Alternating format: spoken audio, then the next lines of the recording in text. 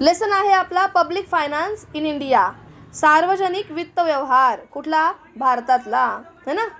Public finance is one of the old branches of economics which highlights the role and function of the government in the economy.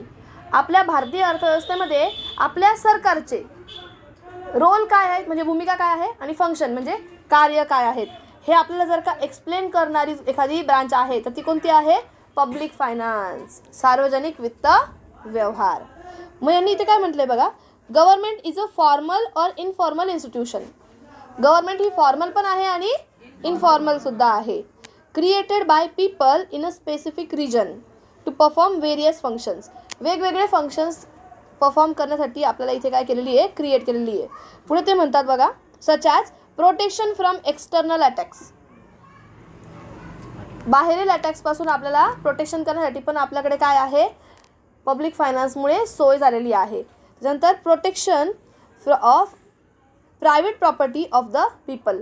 लोकांच्या स्वतःच्या private प्रॉपर्टीला protect करण्यासाठी सुद्धा इथे काय झालेले आहेत, कायदे तयार झालेले आहेत. Generation of employment. Generation of employment रोजगाराची निर्मिती. Maintaining internal law and order. देशातला कायदा आणि सुव्यवस्था मेंटेन करणं, टिकवून ठेवणं, त्याची अंमलबजावणी करणं. And provision of social needs like education and health. मग सामाजिक गरजा ज्या आहेत, जसं एज्युकेशन असू द्यात म्हणजे शिक्षण असू द्यात, हेल्थ असू द्यात किंवा मग रोड फॅसिलिटीज असू द्यात, ज्या सामाजिक कल्याण करतात, समाजाचं कल्याण करतात, अशा सगळ्या फॅसिलिटीज प्रोव्हाइड करण्यासाठी आपल्याला एक गोष्टचा स्टडी करावा लागेल. तो कोणता, तर पब्लिक फायनान्स म्हणजेच सार्वजनिक वित्त व्यवहार. मग बघा हे फंक्शन जे आहेत ना, these functions of government can be classified as. हे जे सरकारची कार्य आहेत यांना आपण काय म्हणू शकतो, म्हणजे सरकार जे काही हे सगळे कार्य करतो यांना कसं आपण क्लासिफाय करणार, वर्गीकरण कसं करणार. गव्हर्नमेंटने हे करायलाच हवं, ते कंपल्सरीवाले कामं म्हणजे सक्तीचे कार्य. म्हणजे त्यांना इथे काय म्हटलं आहे, ऑब्लिगेटरी फंक्शन्स. ऑब्लिगेशन आठवतं का तुम्हाला, ऑब्लिगेशन कंपल्शन आठवतं ना, मस्ट म्हणजे एखादी गोष्ट करणं कंपल्शन आहे, ऑब्लिगेशन ऑर कंपल्शन म्हणजे गव्हर्नमेंटचं ऑब्लिगेटरी फंक्शन्स आहेत. ओके. मग त्यांनी इथे म्हटलं आहे बघा, प्रोटेक्शन फ्रॉम एक्सटर्नल अटॅक्स. बाहेरील गोष्टींच्या अटॅकपासून प्रोटेक्शन करणं. Maintaining internal law and order. आपल्या देशातल्या देशात लॉ आणि ऑर्डर मेंटेन करणं म्हणजे कायदा आणि सुव्यवस्थेची अंमलबजावणी करणं. Are obligatory functions of the government. हे दोन ऑब्लिगेटरी फंक्शन्स आहेत, सक्तीचे कार्य आहेत. कोणाचे, गव्हर्नमेंटचे. सगळ्यात पहिलं काय म्हटलं त्यांनी, बाह्य अटॅकपासून संरक्षण करणं म्हणजे एनिमी अटॅक्सपासून काय करणं, संरक्षण करणं. आणि देशातल्या लोकांनी सगळ्यांनी नीट वागावं, देशातल्या लोकांचं एकमेकांपासून संरक्षण, त्याच्यासाठी काय करायला लागेल, कायदा आणि सुव्यवस्था व्यवस्थित पाळला गेला पाहिजे. बस हे दोन कारण हे काय, गव्हर्नमेंटचे सक्तीचे कार्य आहेत. कंपल्शन असे ऑब्लिगेटरी काय आहेत, फंक्शन्स आहेत. नंतर आहेत ऑप्शनल फंक्शन. ऑप्शनल म्हणजे करणं गरजेचंच आहे असं नाही. ऑप्शनल म्हणजे ऐच्छिक कार्य, सरकारच्या इच्छेवर आहे अवलंबून. Provision of education and health facilities. एज्युकेशनच्या, हेल्थच्या फॅसिलिटीज प्रोव्हाइड करणं. Provision of social security like pension and other welfare measures. सरकारच्या इच्छेवर आहे, सरकारच्या मर्जीवर आहे. PPF है ना, पब्लिक प्रॉव्हिडंट फंड. पहिले आपल्याकडे नुसता PF होता, प्रॉव्हिडंट फंड, जे काम करणारे लोक आहेत त्यांचा PF कट व्हायचा. पण मग जे लोक काम नाही करत त्यांची पण तर पेन्शनची सोय झाली पाहिजे की नाही. मग यासाठी PPF आला. पहिले PF आला होता आणि नंतर PPF आला, पब्लिक प्रॉव्हिडंट फंड आला नंतर, आहे की नाही. म्हणजे सरकारच्या इच्छेनुसार काही कार्य सरकार करतं, त्यांना आपण काय म्हणणार, ऑप्शनल फंक्शन्स म्हणजे ऐच्छिक कार्य. At option of government. गव्हर्नमेंटला वाटलं, गव्हर्नमेंटने लोकांसाठी केलं. नक्की लक्षात राहील तुम्हाला हे ना, तुम्हाला ह्याच्यासाठी येईल, रिकाम्या जागा किंवा जोड्या लावांसाठी येईल की गव्हर्नमेंटचे जे फंक्शन्स आहेत त्याचे क्लासिफिकेशन कसं आहे, वर्गीकरण कसं आहे, सक्तीचे आणि ऐच्छिक, ऑप्शनल आणि ऑब्लिगेटरी. ऑब्लिगेटरी सक्तीचे, ऑप्शनल ऐच्छिक. मग पुढे बघा, meaning and nature of the public finance. Meaning and nature of public finance. Public फायनान्सचा मीनिंग आणि त्याचा स्वरूप nature. To perform all above mentioned functions adequately and efficiently any government need funds. मग जर का तुम्ही म्हणताय कायदा सुव्यवस्थेची अंमलबजावणी झाली पाहिजे, लोकांना पेन्शन मिळाल्या पाहिजे, PPFची फॅसिलिटी झाली पाहिजे, हे सगळं काही, तर गव्हर्नमेंटला काय लागेल, फंड्स, मनी बाई लागेल. विच कॅन बी रिसिव्ड, लक्ष द्या, फ्रॉम व्हेरियस सोर्सेस, जे आपल्याला वेगवेगळ्या सोर्सेसपासून मिळतील. कार्य जर का परफॉर्म करायचे असतील तर तुम्हाला पैसा लागेल गव्हर्नमेंटला, आणि तो पैसा वेगवेगळ्या सोर्सेसपासून मिळतो, आणि आपल्याला फक्त आणि फक्त ते सोर्सेस इथे शिकायचे आहेत. मग यामध्ये the concept of public finance is combination of 2 words. Public finance ही कन्सेप्ट जी आहे ती कॉम्बिनेशन आहे 2 वर्ड्सची, एक पब्लिक आणि एक finance. Public is collective for all individuals living within the administrative territory. आपल्या कार्यभागाच्या अंडर ते जे लोक राहतात ना, त्या सगळ्यांना आपण काय म्हणणार, पब्लिक म्हणणार. कलेक्टिव्हली, सगळ्यांना मिळून, सगळे इंडिव्हिज्युअल्स मिळून. आणि मग फायनान्स म्हणजे काय? In economics it is used to signify the government which represents public. फालतू होतं. Finance simply means income and expenditure. आणि फायनान्स म्हणजे फक्त आणि फक्त उत्पन्न आणि खर्च, income and expenditure. Thus, public finance is nothing but a study of principles of income and expenditure of the government at central, state and local level. मग तुम्ही म्हणाल मॅम पब्लिक फायनान्स म्हणजे काय, सार्वजनिक वित्त व्यवहार म्हणजे काय? तर हा दुसरं तिसरं काहीही नसून फक्त तत्वांचा अभ्यास आहे. कोणत्या तत्वांचा? तर असे तत्व जिथून आपल्याला काय मिळतं, इन्कम आणि एक्सपेंडिचर्स. गव्हर्नमेंटचे इन्कम आणि एक्सपेंडिचर्स नॅशनल लेवलला म्हणजे सेंट्रल लेवलला, स्टेट लेवलला आणि लोकल लेवलला कसे खर्च केले जातात आणि ते इन्कम कसं कमवलं जातं, यांचे जे प्रिन्सिपल्स आहे, यांची जी तत्व आहेत तीच आपल्याला शिकायची. कशामध्ये? पब्लिक फायनान्समध्ये. मग आता हेच बघूयात आपण मराठीमध्ये.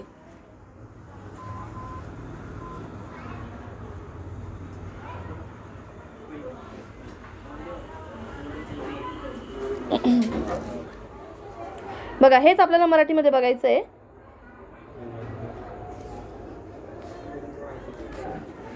नाही दिसत असं. चला, सार्वजनिक वित्त व्यवहार ही अभ्यास शाखा अर्थशास्त्राच्या जुन्या शाखांपैकी एक आहे. पुढे याच्यात काय म्हणतात, असून यात अर्थव्यवस्थेतील शासनाच्या भूमिका आणि कार्यांवर प्रकाश टाकला जातो. म्हणजे शासन कोणत्या भूमिका पार पाडतो, रोल काय आहेत गव्हर्नमेंटचे आणि फंक्शन्स काय आहेत गव्हर्नमेंटचे, हे आपल्याला याच्यात समजावून सांगितलेलं असतं.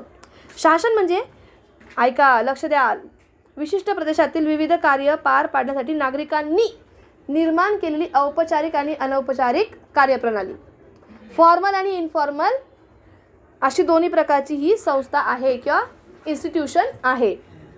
परकीय आक्रमणांपासून संरक्षण आणि आपल्या देशात कायदा आणि सुव्यवस्थेची अंमलबजावणी किंवा मग खाजगी मालमत्तेचे सुरक्षण आणि रोजगार निर्मिती, अंतर्गत शांतता आणि सुव्यवस्था राखणे, आरोग्य आणि शिक्षण अशा सामाजिक गरजांची तरतूद करणे वगैरे अशी सर्व कार्य शासनाकडे सोपवलेली असतात.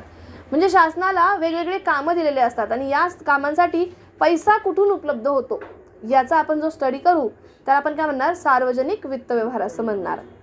पुन्हा मला तुमची चुळबुळ सापडली तर मी धरून मारेल तुम्हाला.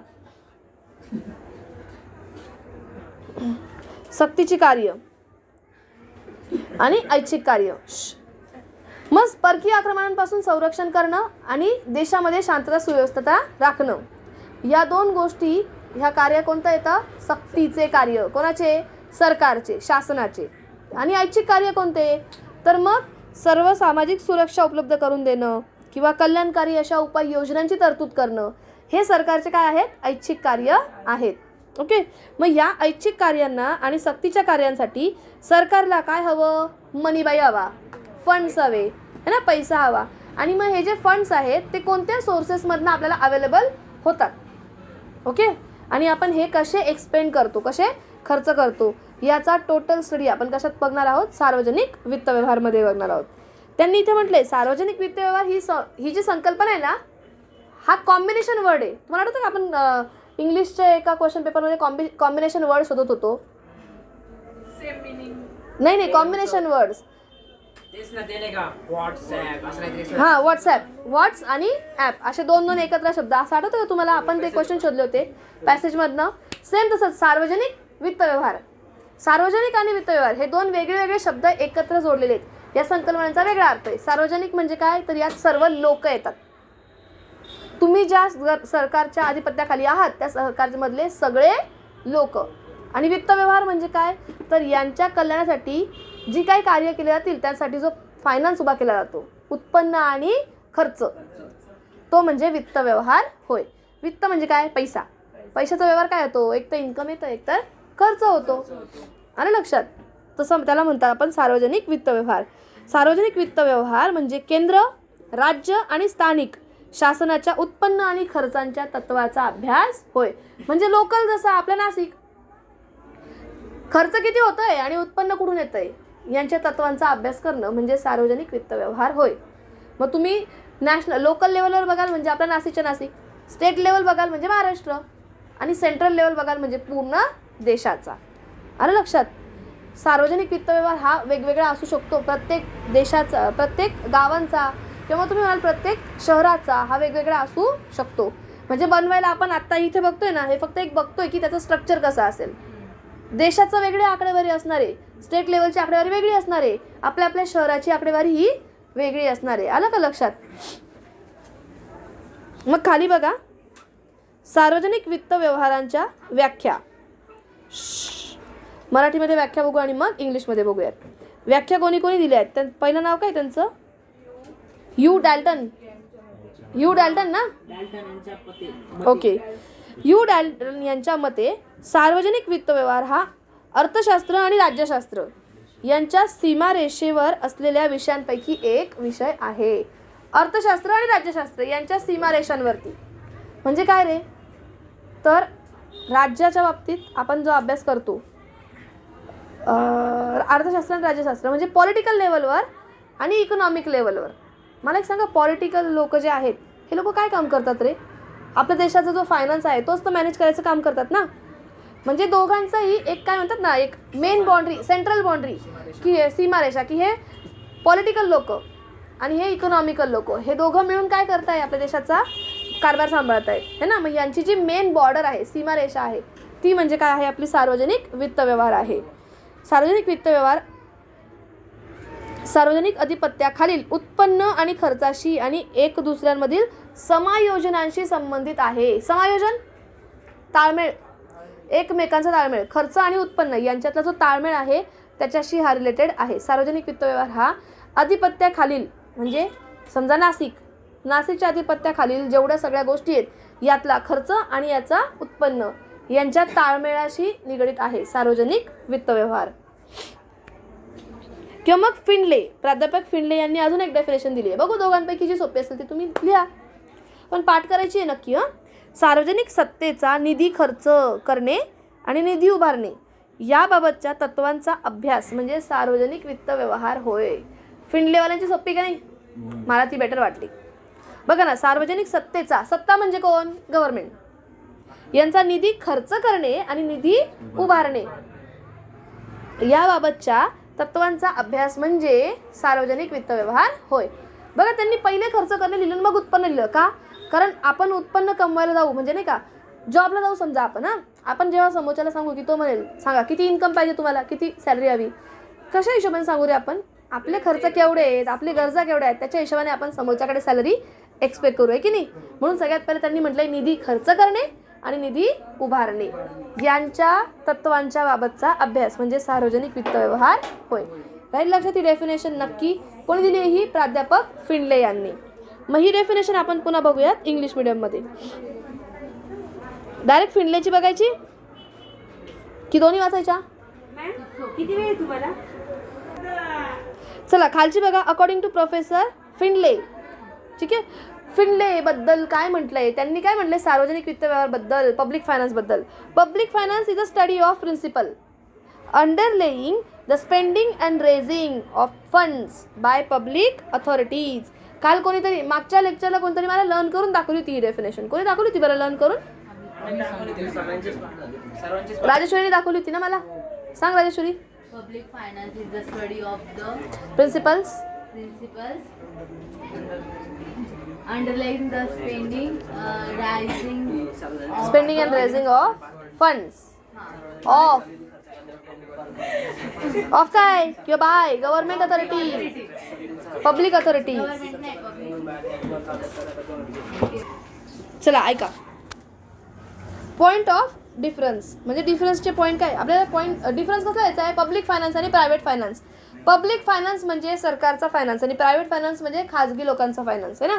मग त्यांनी काय म्हटले ऑब्जेक्टिव्हमध्ये ऑब्जेक्टिव्ह हेतू पब्लिक फायनान्सचा हेतू काय आहे to offer maximum social advantages to the society.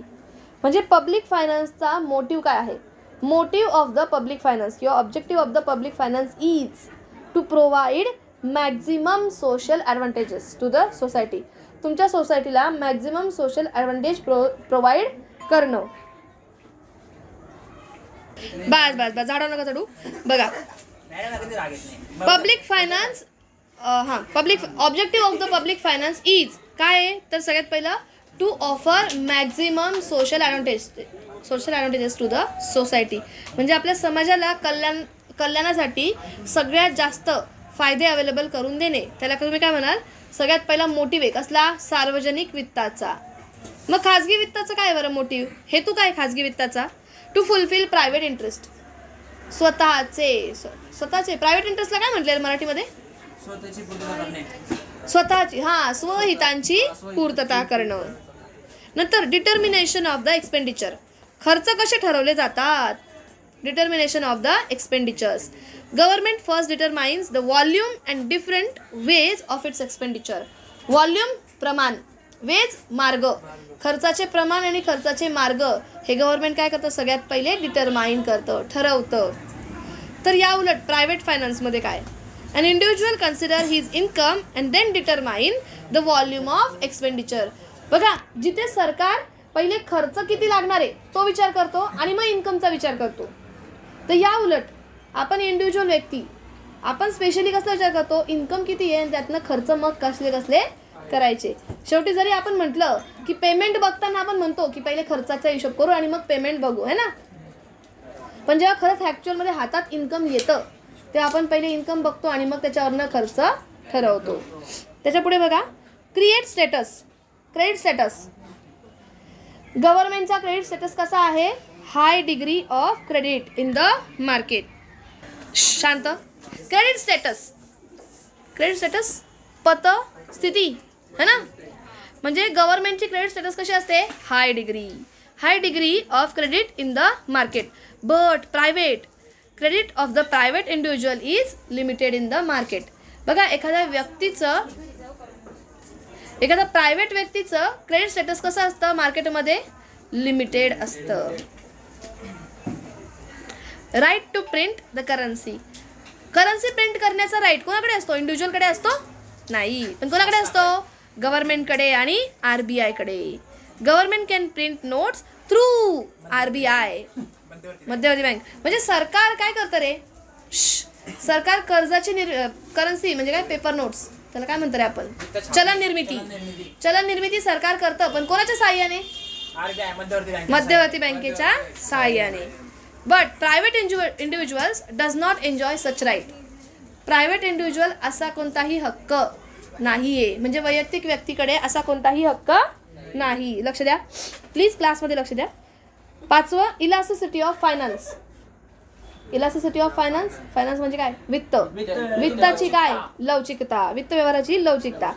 Public finance is more elastic.